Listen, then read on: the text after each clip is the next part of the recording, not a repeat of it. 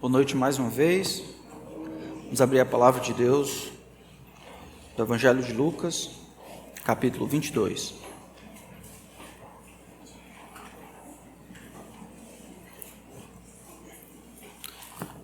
Evangelho de Lucas, capítulo 22. Dentre os muitos livros missionários que impactaram a minha vida, livros que contam histórias missionárias, os livros escritos por Don Richardson são daqueles que mais impactaram, transformaram, me ajudaram a compreender missões de uma maneira correta. Ele escreveu muitos livros. Fator Melquisedeque foi um deles, o Totem da Paz, outro deles. Ele foi missionário entre os índios ali das ilhas do Pacífico, Papua New Guinea. E ele conta a história no livro Totem da Paz, que depois de alguns anos aprendendo o idioma, finalmente ele estava preparado para pregar o Evangelho, a comunicar a verdade de Deus àquelas pessoas. E aí ele escolheu a Semana Santa, mesmo que aquelas pessoas não sabiam, ele escolheu a semana para acompanhar os dias de Jesus, a última semana de Jesus. E aí chegou a quinta-feira, e na quinta-feira ele escolheu falar sobre a traição de Judas. Ora, ele havia dito que esse homem chamado Judas havia estado com Jesus pelos últimos 3 anos e agora, sem ver nem para quê, este Judas traía Jesus com um beijo. O que ele notou a seguir, no entanto, foi surpreendente. Os olhos dos homens se abriram, os homens foram tomados de uma animação surpreendente e em gargalhadas começaram a dar glórias a Judas, o mestre da traição. Ele descreve assim: nossas primeiras tentativas de transmitir o Evangelho a eles foram frustradas, devido à sua admiração pelos mestres da traição, impostores ardilosos que conseguiam manter uma ilusão de amizade durante meses, enquanto firmemente engordavam suas vítimas com essa amizade, tendo em vista um dia inesperado de matança. Por causa deste raro tipo de reverência pelo heroísmo, ao ouvirem minhas primeiras tentativas de explicar o Evangelho, os Sauí consideraram Judas Iscariotes, o traidor de Jesus, como sendo o herói da história. Jesus, aos olhos dos Sauí, não passava do tolo enganado, objeto de riso. Essa história ilustra bem como as diferentes culturas vão compreender conceitos diferentes. Às vezes, uma determinada palavra não vai fazer sentido em uma outra cultura. Às vezes, uma outra cultura, um determinado conceito ou determinado valor não tem a mesma importância numa outra cultura. Se isso é assim, quando comparamos culturas humanas, se entre cultura e cultura nós vemos diferentes conceitos e valores, quanto maior será a diferença quando nós compararmos o reino de Deus com o reino dos homens. Nós temos estudado sobre a inversão de valores que o reino de Deus na vinda de Jesus veio trazer. Hoje, mais uma vez, em Lucas capítulo 22, Jesus vai falar sobre essa modificação, este valor que é completamente diferente para aqueles que vivem no reino. Jesus vai definir ou redefinir o conceito de grandeza. Lucas, então, capítulo 22, a partir do versículo 24, o Senhor diz assim: houve também entre eles uma discussão sobre qual deles parecia ser o maior. Mas Jesus lhes disse: os reis dos povos dominam sobre eles, e os que exercem autoridade são chamados de benfeitores. Mas vocês não são assim. Pelo contrário, o maior entre vocês seja como o menor, e aquele que dirige seja como o que serve. Pois qual é maior? Aquele que está à mesa ou aquele que serve? Não é verdade que é aquele que está à mesa? Pois no meio de vocês eu sou como quem serve. Vocês são os que têm permanecido comigo nas minhas tentações. E eu confio a vocês um reino, assim como um pai confiou a mim, para que comam e bebam à minha mesa no meu reino, e vocês se assentarão em tronos para julgar as 12 tribos de Israel. Vamos orar. Pai, a tua palavra está aberta diante de nós. E o nosso desejo é que o Senhor confronte o nosso coração e nos dê poder, porque nós não temos em nós mesmos, para aceitar a tua palavra como verdade. Que haja arrependimento, que haja transformação. Que o Senhor, pelo teu exemplo, nos ensine a verdadeira grandeza. Faz isso para a glória do teu nome e para o nosso bem. Em nome de Cristo. Amém. Existe diferença entre os reinos presentes e o reino de Deus. A gente precisa saber o que está acontecendo aqui. Vocês viram? A gente está na última semana de Jesus, no capítulo 22, a partir do versículo 14, Jesus manda que os seus discípulos preparem a ceia, ou a Páscoa, a última Páscoa dele. Ele manda os discípulos na frente, ele já disse para os discípulos que ele vai partir o pão em representação de partir o seu corpo, ele vai beber o cálice em representação dessa nova aliança que é formada no seu sangue. Jesus, em mais ou menos 26 horas, ele vai estar sendo crucificado injustamente por causa de pecadores rebeldes, delinquentes da perspectiva de Deus.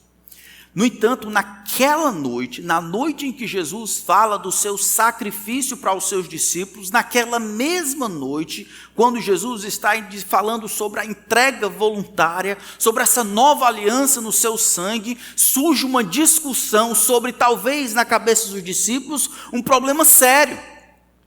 Jesus parece que está planejando um período de distanciamento. Jesus está assumindo, ele está saindo. Quem vai tomar conta do que Jesus construiu aqui?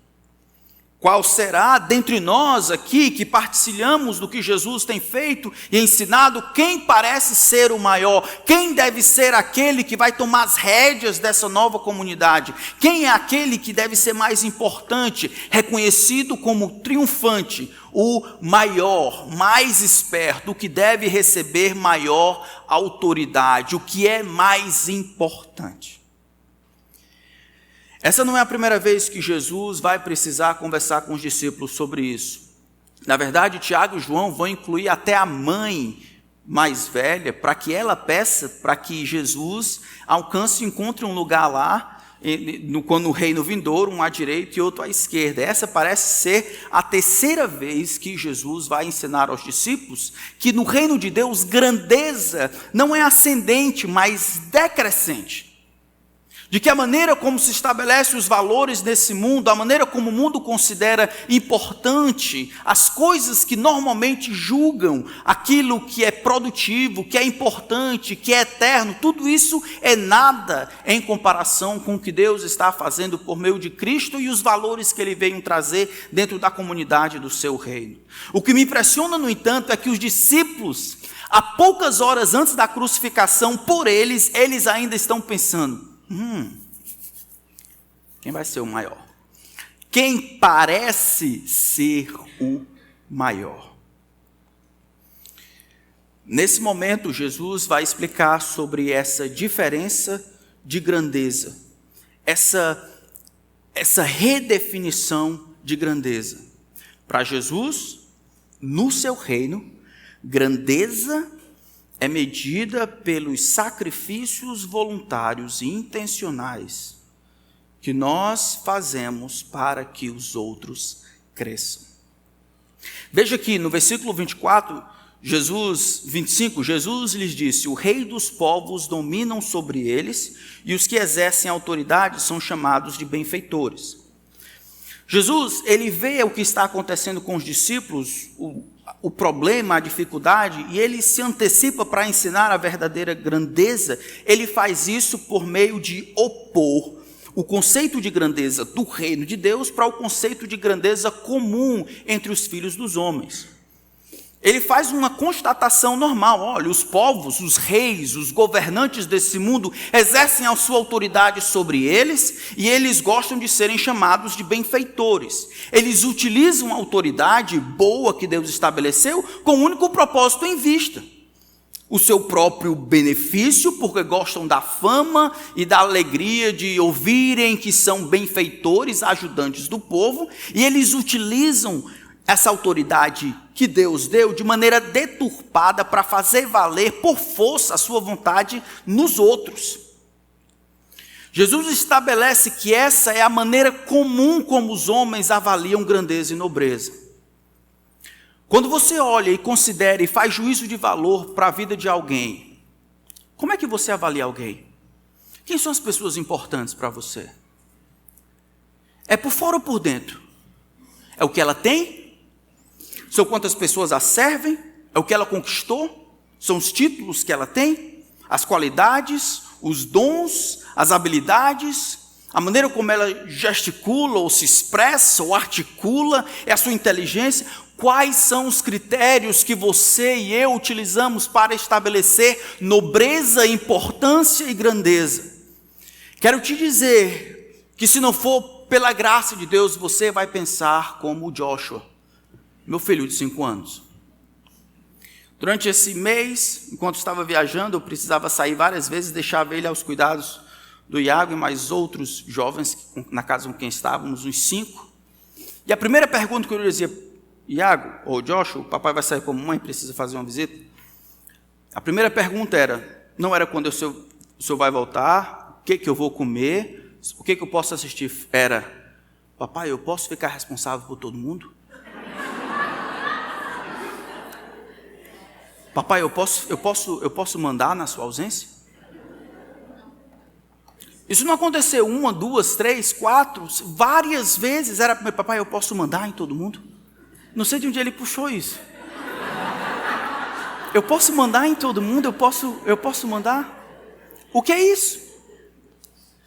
É o conceito de grandeza impregnado no coração de uma criança de 5 anos. Para ele, a habilidade, a capacidade de mandar, de fazer com que os outros realizem a sua vontade, é que faz com que ele seja grande e importante.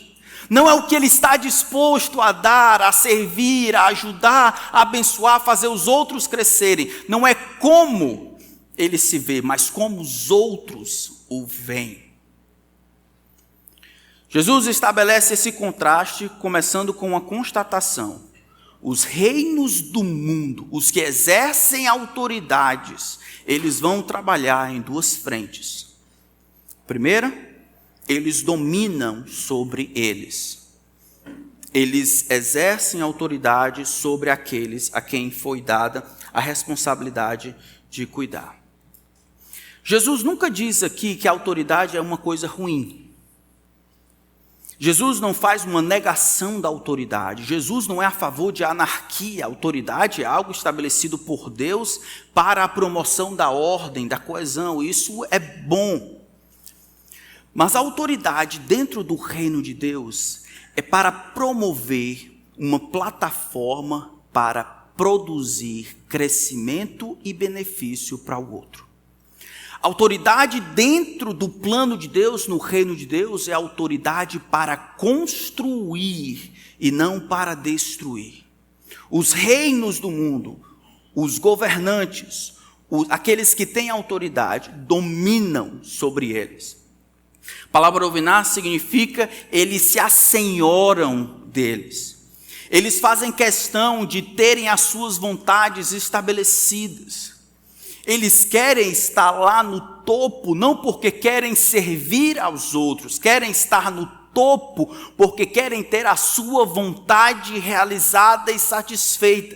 Querem ser responsáveis, não para serem responsabilizados, querem ser responsáveis para se deleitarem na execução da sua vontade a todo custo, mesmo que isso implique prejuízo daqueles que são liderados.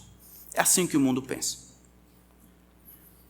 O jeitinho brasileiro está em todo canto, fala-se mal da política. E aqueles que no secreto pensam, às vezes, em entrarem na política, pensam não para entrar para promover, mas para conseguirem o que aqueles que estão lá dentro já têm.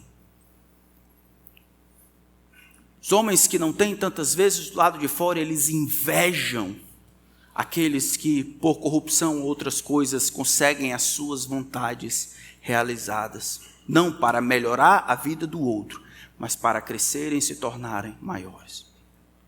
É assim no mundo do reino, no mundo dos homens. Não é? É assim que o mundo pensa.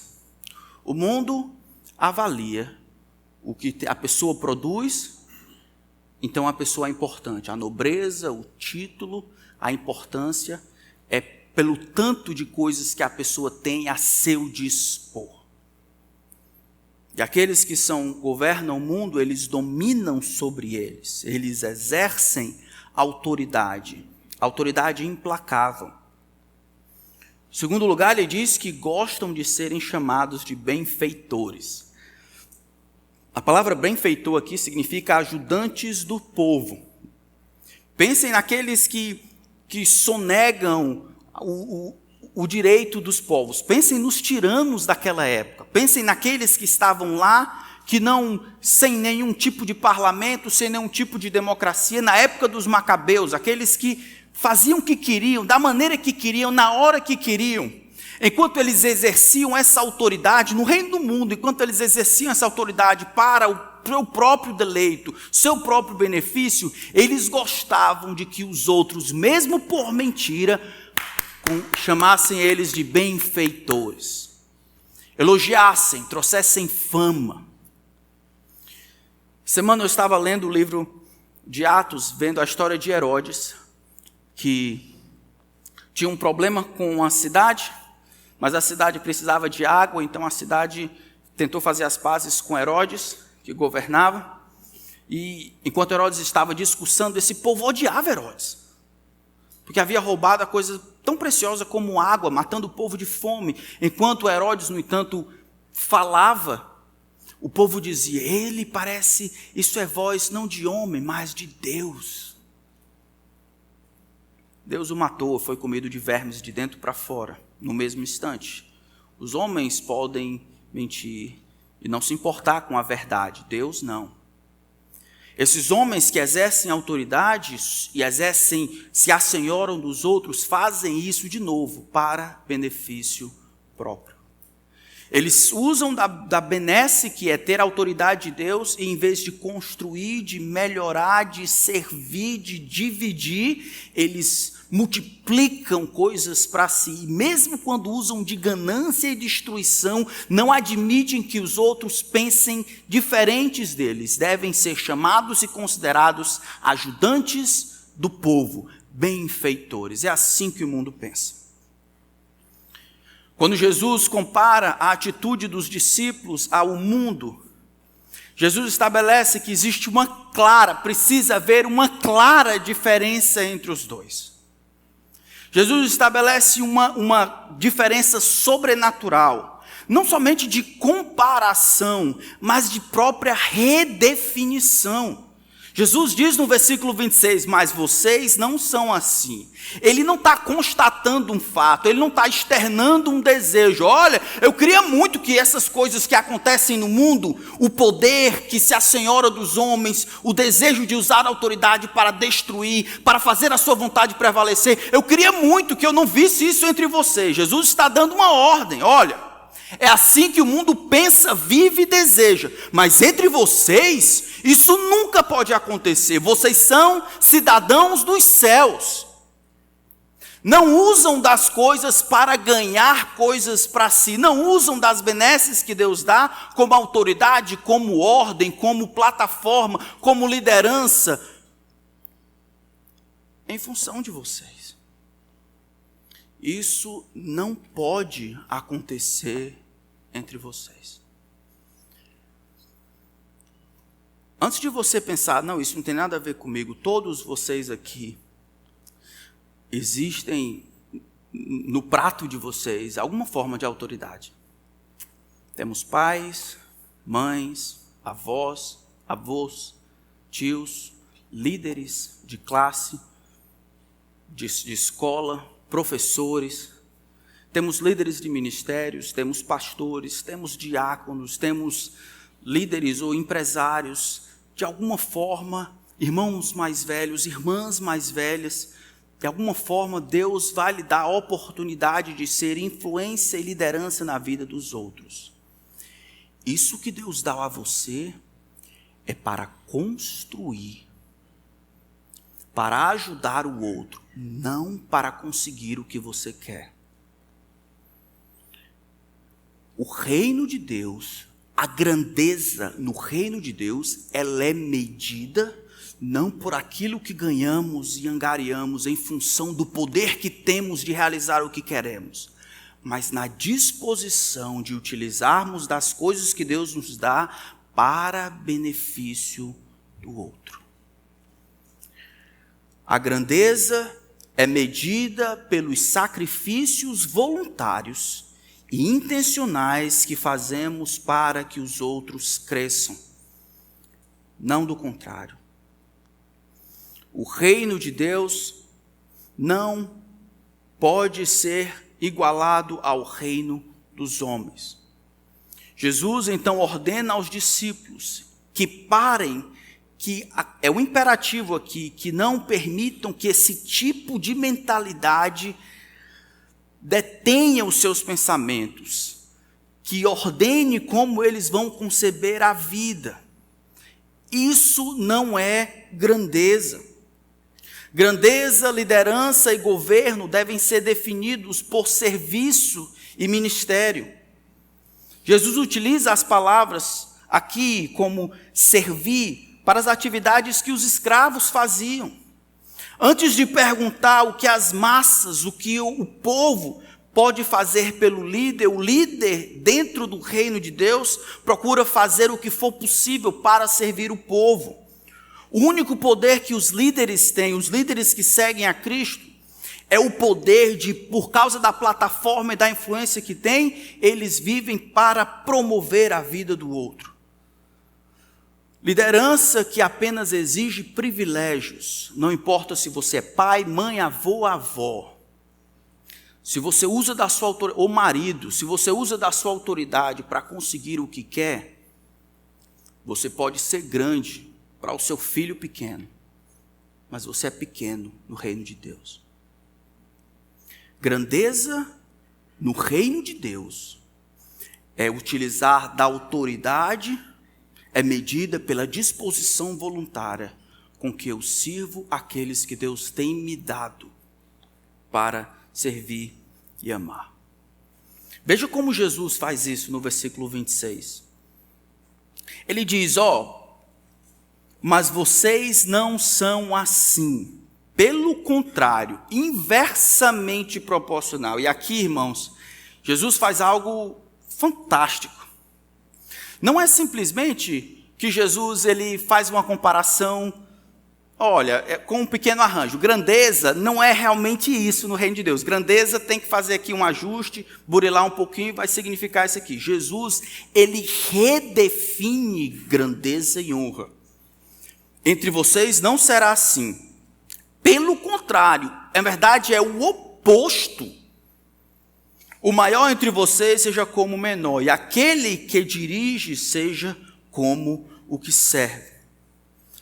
Ser como o menor ou o mais novo aqui é não presumir que sabe de tudo, ou que é a próxima pessoa na cadeia de comando. Quando esse faltar, então eu posso receber ou tomar aquele lugar.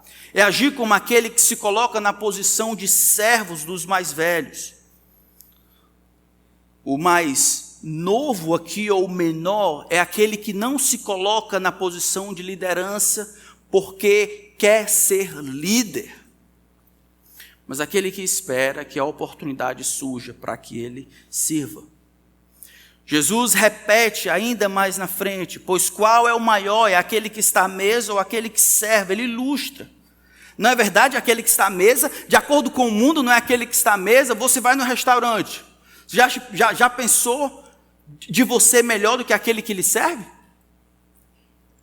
Já tratou com arrogância aquele, porque na verdade você está ali, está pagando, ele tem que lhe servir bem? Já pensou isso no coração? Isso é o mundo impregnando, é a maneira como nós compreendemos o que serve é menor. É quem é servido que é maior. Jesus vai dizer, não, isso não existe. Na cabeça do mundo é quem está à mesa. Mas entre vocês eu sou aquele que serve. Jesus então estabelece a própria grandeza do reino, estabelecendo que esta grandeza é completamente diferente. A grandeza dentro do reino se define não por quantas pessoas servem você, mas por quantas pessoas você serve. Não se define por aquilo que é dado a você em homenagem, mas por quanto você tem para oferecer aos outros. Não por quantas pessoas estão dispostas a se sacrificar por você, mas pelo que você está disposto a fazer para abençoar as pessoas. Isso aqui é completamente oposto ao mundo. É como se Jesus redefinisse o valor intrínseco de grandeza, mas também a própria palavra. É como se ele dissesse, é o seguinte, vocês vão passar por essa porta aqui. Essa porta é a entrada no reino. Quando vocês entrarem por essa porta, a palavra que aqui, quadrado, é um polígono de 4 lados, ali dentro vai servir para significar o molho que coloca dentro do espaguete. Como é? É diferente. Mas não é somente diferente, é o oposto. É como se Jesus dissesse, aqui é luz, eu te digo que lá dentro é trevas. Aqui a grandeza é perfumada, eu te digo que no reino a grandeza para o mundo fede. Eu te digo que a grandeza para o mundo é ser o maior, eu te digo, dentro do reino, grandeza é ser o menor. A grandeza no mundo é receber, é ganhar, é ter a sua vontade satisfeita. A grandeza dentro do reino é se sacrificar em prol dos outros. É usar a autoridade para dividir, para servir, para construir e não para destruir. Jesus modifica completamente a compreensão do que significa grandeza. Eu viajei para Cabo Verde, na África, ali marítima, e aí eu tive a oportunidade para ensinar os pastores também, fazer evangelismo, visitar os nossos missionários, há muito tempo atrás. Eu tive a oportunidade de jogar bola com eles. E enquanto eu estava jogando, eu dizia, ali, eu dizia, aqui, aqui, aqui, como nós dizemos no Brasil, e aqui ele ia tocar a bola para mim. Eu notei que todas as vezes que eu dizia aqui, no entanto, eles passavam a bola para o outro. Eu fiquei pensando, rapaz, o nome daquela pessoa deve ser aqui. Porque toda vez que eu peço aqui, ele passa para lá. Aqui, aqui, aqui, ele passava para lá. Ou seja, passou o jogo todo, eu não toquei na bola, fiquei dizendo a palavra aqui o tempo todo. No final, alguém me disse, pastor, aqui significa ali. Aqui em crioulo cabo-verdiano, a palavra aqui em crioulo cabo-verdiano significa ali. Todas as vezes que eu pedia aqui, eu dizia, toca ali. Era isso que estava acontecendo. É o que Jesus está dizendo. Vocês acham que grandeza é o quê? É ter pessoas a seu dispor? É fazer a sua vontade? É ter pessoas para você mandar, faz aqui, dali outro. É isso? Não! Não tem nada a ver, no reino é completamente diferente. O grande é o menor, quer ser grande, se torne o menor e servo de todos. Eu sei que o mundo vai dizer, aquele que está à mesa é melhor, mas eu entre vocês sou aquele que serve. E aí Jesus não somente redefine o conceito de grandeza, como sendo grandeza, sendo medida pelos sacrifícios voluntários em favor do outro, para que o outro cresça. Mas Jesus exemplifica grandeza. Não é que ele está dizendo, olha ali no dicionário o que significa, vão aprender o que significa grandeza dentro do reino de Deus. Jesus diz, não, não, não. O mundo pensa assim, no reino é assim, e o rei é o maior de todos os servos. Entre vocês, eu sou como quem serve. Que palavra, irmãos. Jesus vai ilustrar isso de várias maneiras. Como é que Jesus serve aos seus discípulos a tantas coisas? Jesus nunca se privou de fazer os trabalhos mais, digamos assim, desprivilegiados e humilhantes. Vocês lembram, por exemplo, João capítulo 13, o texto do versículo 1 diz, tendo amado aqueles que estavam no mundo, amou-os até o fim. E aí, lá pela alta da noite, Jesus se despe da túnica externa que tinha, se ajoelha e vai lavar os pés dos discípulos. Mas vai dizer, mas como assim lavar os pés dos discípulos? Lavar os pés naquela cultura, onde as pessoas andavam de sandália, numa terra empoeirada, sem pavimentação, era um trabalho que normalmente tido para os escravos. Para que vocês entendam a ideia, é como se você chamasse Jesus para a sua casa e preparasse a mesa cheia. E lá está você e o Rei do Universo comendo, ali se alegrando ali, junto. De repente você começa a sentir um mau cheiro. A fossa estourou.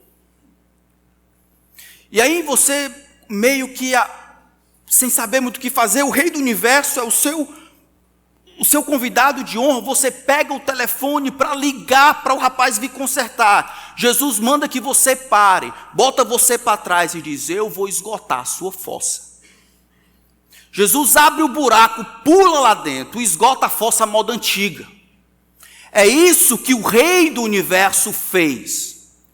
E aí vem você e eu achar que você é melhor do que o dos outros por causa das coisas que você tem, que algumas pessoas podem fazer coisas assim, outros não, mas você, por causa dos títulos, da importância do dinheiro, do trabalho, do carro, você acha que tem coisas que você não pode fazer, quem você pensa que é? É o Rei do Universo que diz, entre vocês, eu sou como um escravo, eu sou como o que serve. Irmãos, a gente precisa aprender com Jesus. A gente está vivendo para a gente. Como é que Jesus serve os discípulos? Não somente João capítulo 13. Mateus capítulo 10, versículo 18. Lembra que Jesus vai dizer, olha, a gente está indo para Jerusalém, eu vou morrer lá. Ninguém tira a vida de mim, ele diz. Ninguém tira a vida de mim. Eu, espontaneamente, a dou. Eu, voluntariamente, a dou. Jesus renunciou às coisas que eram suas por direito para voluntariamente realizar a vontade do Pai e trazer salvação aos pecadores. Mas Deus prova o seu próprio amor para conosco, pelo fato de ter Cristo morrido por nós, não os melhores, mas sendo nós ainda pecadores. Como é que isso funciona na prática? Abra em 1 João capítulo 3.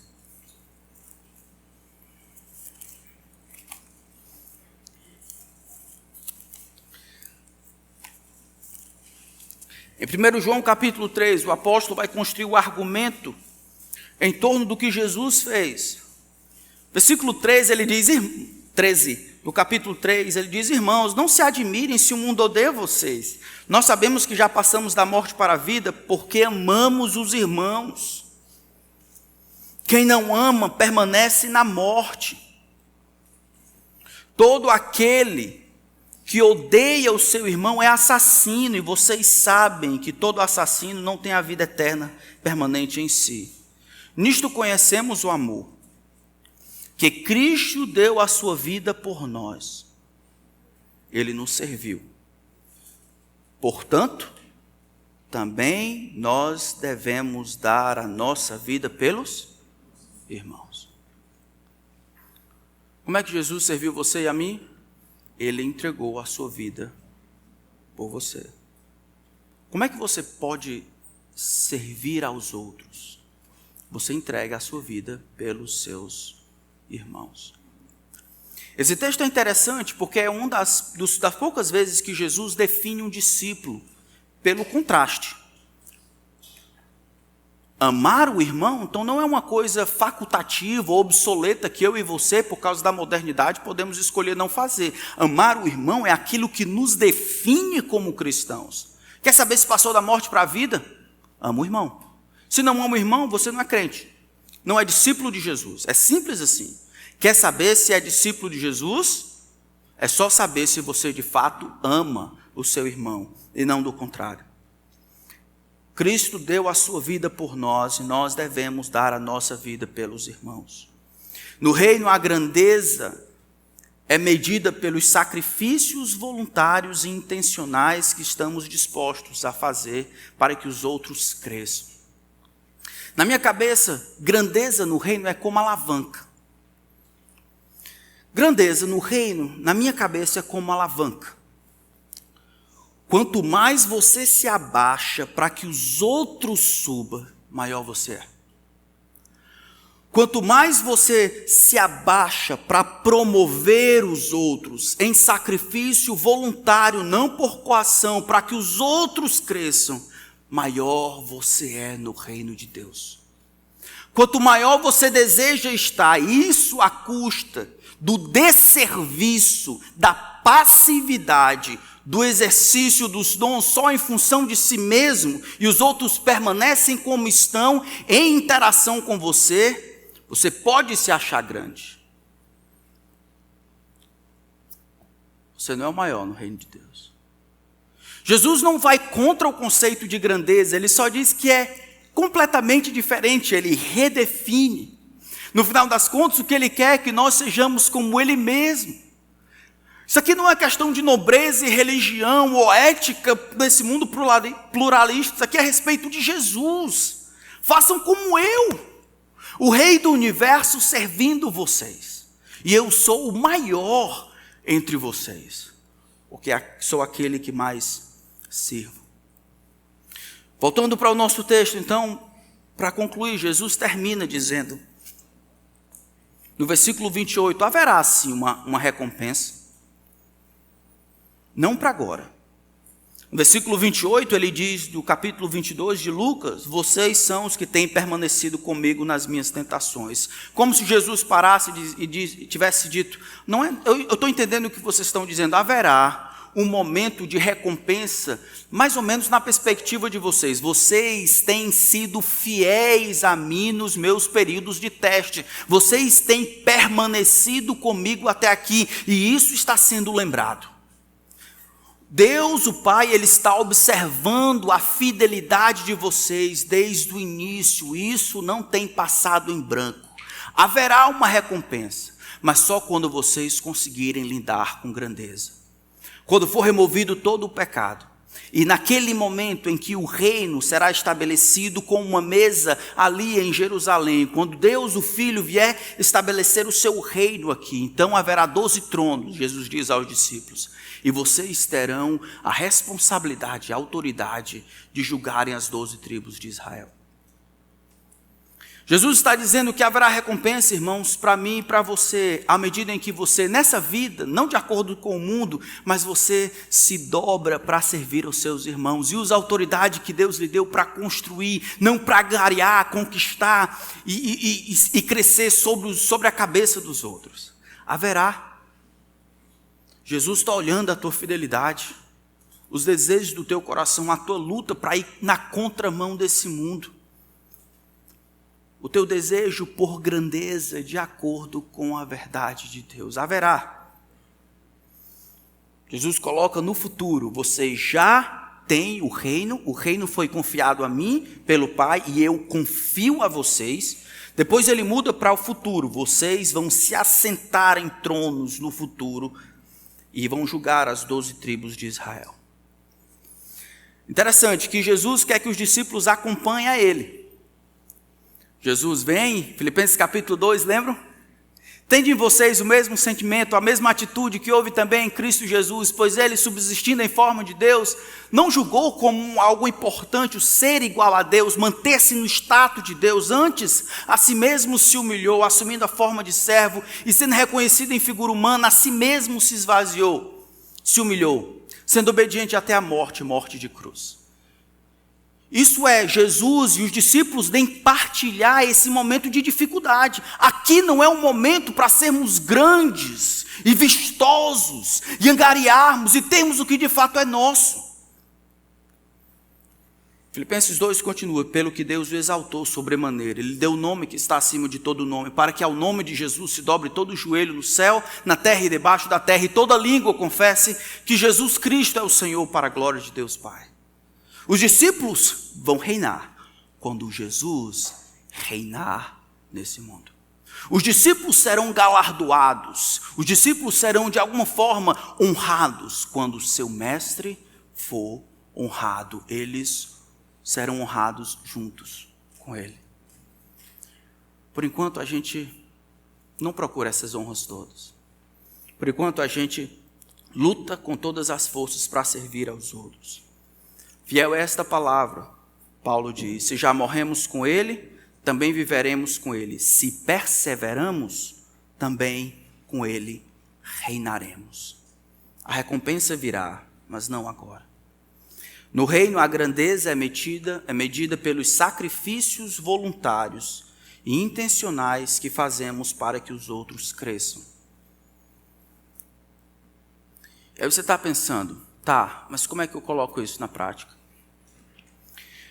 Maridos, Deus deu a vocês autoridade sobre a casa de vocês. Essa autoridade não é para que vocês sejam o macho da casa. Os animais foram criados nos dias, nós somos mais do que animais racionais, nós somos a imagem e semelhança de Deus. Homens, nós precisamos usar a autoridade que Deus nos deu para construir. Não para ter a última palavra em todas as coisas, não porque você quer fazer questão de que a sua vontade se estabeleça, porque você é o macho da casa, mas para construir. Para proteger a sua esposa, para servi-la como um servo, para cuidar dos seus filhos, para dizer todos os nãos que a sua família precisa ouvir, para apontar a direção, para proteger, para discipular, para pastorear, para estar na frente e não atrás. Passividade, ou seja, o mau uso da autoridade que Deus lhe deu, a passividade, é uma deturpação do plano de Deus para a sua vida. Deus lhe deu autoridade para que você construa, levante, proteja, dirija. E os homens vão ter a tendência de um dos dois lados, porque o equilíbrio sempre é difícil. Alguns vão ser passivos, vão deixar a coisa correr solto, deixa ela fazer o que ela quiser, deixa ela fazer o que, se a mamãe está feliz, todo mundo está feliz, então deixa ela fazer o que quiser. Não foi para isso que Deus lhe fez homem e lhe deu uma família. Não foi para evitar conflito, foi para que você fosse um servo da sua esposa e dos seus filhos, protegendo. Isso não é amor. Aquele que ama vai usar a autoridade para promover o cuidado. Palavra aqui aos projetos de homens. Os jovens aqui.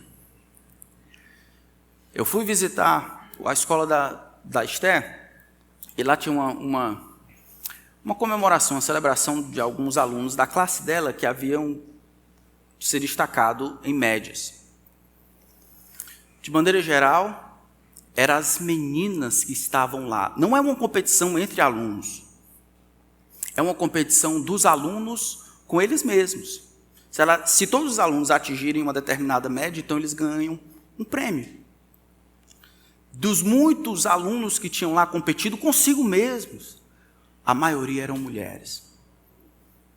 Nós temos uma tendência, irmãos, natural, de os homens serem aqueles desleixados, aqueles que não se dão bem na escola, aqueles que são os preguiçosos, aqueles que não arrumam as coisas, aqueles que não ajudam, aqueles que têm que ser empurrados, aqueles que são imaturos, aqueles que são preguiçosos, aqueles que são negligentes, aqueles que são displicentes, aqueles que não sabem nada, e as meninas vão tomando a frente. Você quer ser homem para quê?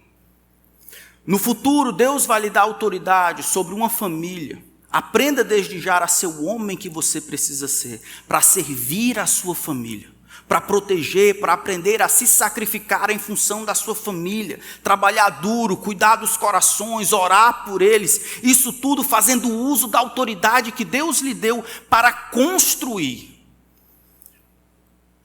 Esse é o plano de Deus.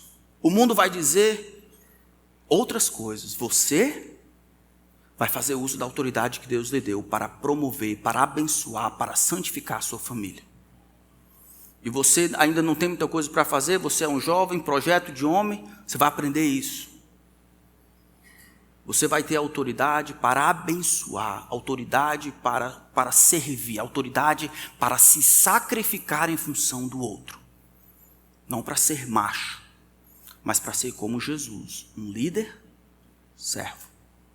Esse é o plano de Deus para nós. O Senhor deu autoridade a você, pais, sobre os seus filhos.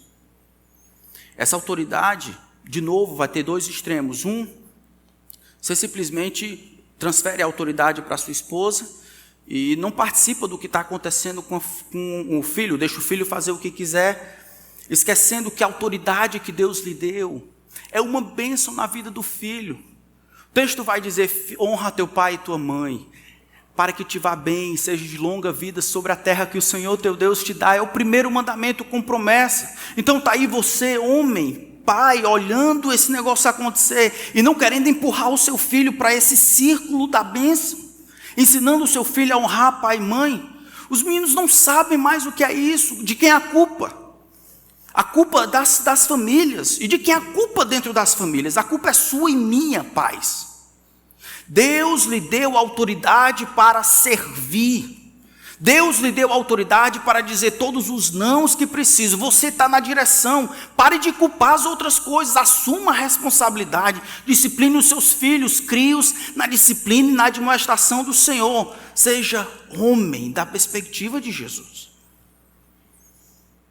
Não espere para amanhã. Provérbios capítulo 5 até o capítulo 7. O autor está falando sobre as várias desgraças que irão acontecer na vida do filho. Ele começa dizendo: meu filho, ouve o que eu quero dizer. O pai dizendo para o filho: escuta o que eu tenho que dizer, guarda o que eu tenho a dizer como se fosse ouro. Coloca como frontal entre os teus olhos, ata-os ao teu coração, escuta o que eu quero dizer. Em outras palavras, é um pai dedicado a instruir os filhos. Não é só aquele que diz não, a autoridade não é só para dizer não. É mais do que isso. É para instruir no caminho de santidade. Os avós não têm autoridade sobre os filhos que você não tenha. As outras pessoas que ajudam você, a responsabilidade diante de Deus da criação dos seus filhos é sua, papai e mamãe, no primeiro momento. E depois a vovó, o vovô, o pastor, eu estou dentro também, posso ajudar. Então, se eu chegar na sua casa e você disser assim: tem que obedecer, o pastor está aqui, você vai levar um carão. Tem que se comportar, o pastor está... Não. O papai e a mamãe são a autoridade que Deus estabeleceu nessa terra para criar esse filho na disciplina e na admoestação do Senhor. Eu sei que é difícil, irmãos, mas é para isso que Deus lhe deu autoridade. Não é para que você tenha condições de dizer assim: agora todo mundo fica calado porque eu quero assistir o jogo. Não, eu sei que está todo mundo querendo fazer isso aqui, mas não vamos fazer isso não. Por quê? Porque eu não quero. Porque eu não quero. Isso qualquer um faz. Deus lhe deu autoridade, foi para chegar em casa. E aí depois de um dia cansativo, você ir lá e conversar com sua esposa, ver como ela está. E aí descer e ajudar com os meninos e orar com eles, perguntar como ele está e ensinar a palavra de Deus. Para ir dormir cansado e acordar cedo, sabendo que aquele sacrifício é para os outros. É para isso que Deus nos deu, irmãos, essa autoridade. Mães, do mesmo jeito. Hoje é mais para os pais, mas as mães do mesmo jeito. A grandeza da perspectiva do reino é medida pelos sacrifícios voluntários, não por coerção. Intencionais, não quando acontece, mas intencional, que você faz para o benefício dos outros. E eu nem estou falando das coisas da igreja. Eu quero que você sacrifique pela sua família primeiro. E depois a gente conversa sobre como os seus irmãos podem ganhar com a sua presença. A grandeza da perspectiva de Deus é ser como Cristo. Amém? Vamos orar.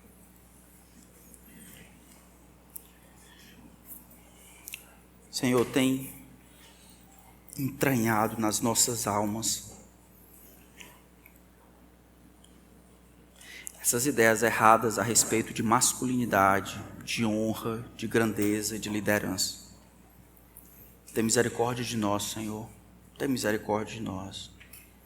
E ajuda-nos a crescer à semelhança de Cristo, a medirmos grandeza pelos indicadores que o Senhor coloca aqui, e avaliarmos os outros também por esses mesmos indicadores. Que o mais humilde entre nós tenha preferência. Que aquele que mais serve e mais se sacrifica seja honrado e respeitado por todos nós. Que aqueles que vivem em função dos outros sejam aqueles os quais dizemos aos nossos filhos para copiarem, para passarem tempo. Ajuda-nos, Senhor, a crescer quanto a isso. Eu peço que ajude os maridos e os pais. Senhor, o mundo está se acabando. Eu sei que existe uma recompensa no futuro. Ajuda-nos para sermos encontrados fiéis, usando a autoridade, sem passividade, usando a autoridade que o Senhor nos deu sobre as nossas famílias, para nos sacrificarmos em função delas. É o que nós pedimos, em nome de Jesus. Amém. Vamos colocar de pé, irmãos.